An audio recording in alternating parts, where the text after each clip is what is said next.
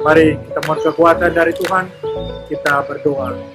Allah Bapa kami dalam untuk berdoa Bapa kami sebelum doa-doa Salam Maria. Nah,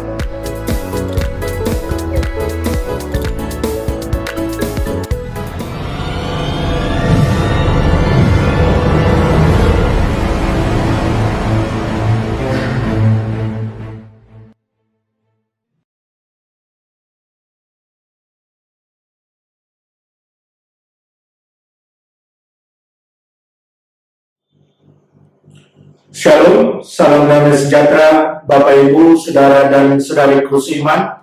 Semoga saya menjumpai Anda semuanya dalam keadaan yang sehat walafiat, tetap semangat, tetap tersenyum dalam menjalani keseharian hidup kita. Kita yang sehat, Tuhan berikan terus kesehatan, dan buat sama saudara dan saudari kita yang sakit, Tuhan berikan kesembuhan segera. Jumpa kembali dengan saya, Romo Adi, SVD, dalam permenungan Sabda Tuhan harian Embun Sabda di hari Sabtu 19 September 2020. Saudara dan saudariku, terima kasih atas kesetiaan Anda mengikuti permenungan harian Embun Sabda ini, dan mohon dukungannya agar kita semua boleh terus mendengarkan Sabda Tuhan, meresapinya, memahaminya, dan kemudian melaksanakannya. Terima kasih untuk dukungan saudara dan saudariku semuanya. Dengan subscribe, dengan like, dengan share, dengan komentar-komentarnya. Saudara dan saudariku seiman, di hari Sabtu tanggal 19 September ini, saya ajak kita semua untuk merenungkan soal menjadi pendengar dan pelaksana dari Sabda Tuhan.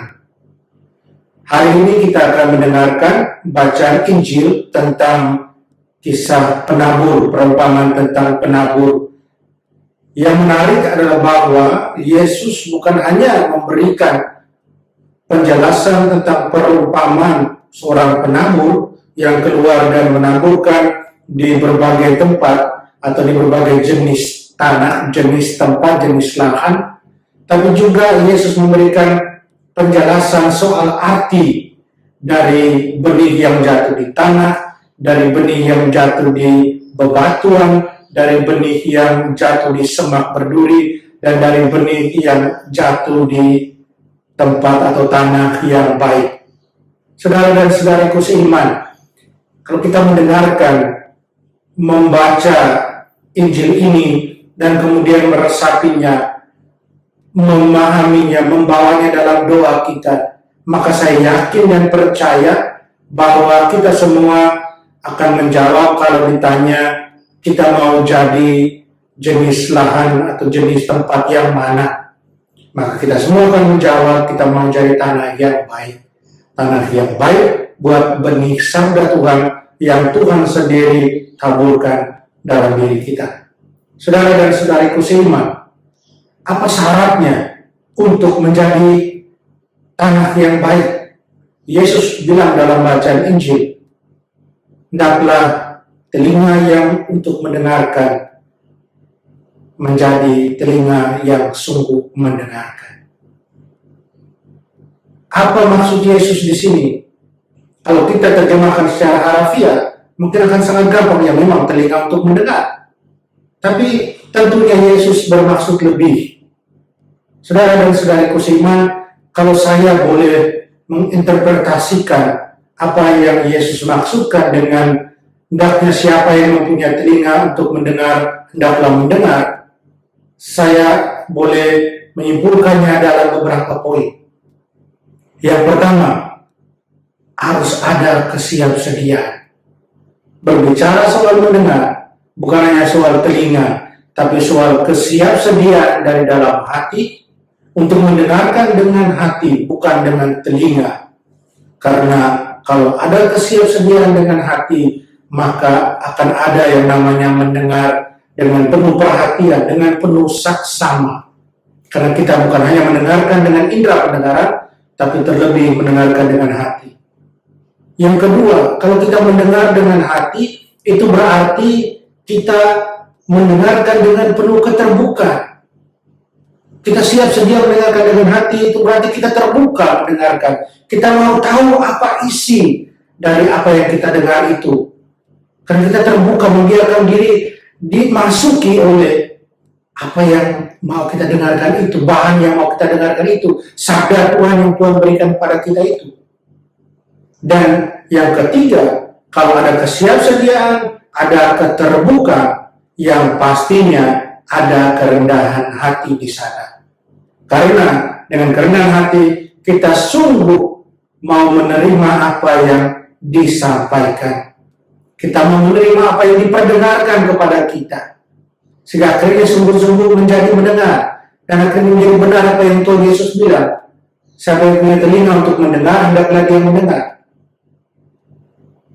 Saudara dan saudariku seiman, kalau kita punya kesiapsedia, punya keterbukaan, punya kerendahan hati untuk mendengar, saya yakin dan percaya bahwa apa yang didengar itu pastinya akan juga mengalir dalam perilaku, dalam pelaksanaan. Maka benar mendengar kemudian melaksanakan.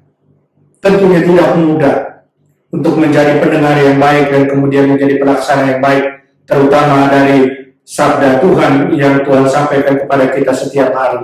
Tapi tentunya kita tidak mau hanya berbicara, kita mau memberikan contoh, kita mau berjuang untuk mendengar Tuhan dan kemudian melaksanakan apa yang Tuhan sampaikan kepada kita. Kita berjuang terus, jangan pernah putus asa. Karena dalam perjuangan kita tunjukkan bahwa benar kita mendengar apa yang Tuhan Yesus sampaikan. Dan kita berjuang terus agar menjadi tanah yang baik, yang menghasilkan buah 100 kali lipat, yang menghasilkan perilaku hidup Kristiani. Dan itulah harapan dari Tuhan kita Yesus Kristus. Mari kita berjuang terus, saudara dan saudariku seiman, dan jangan pernah ragu. Karena apa?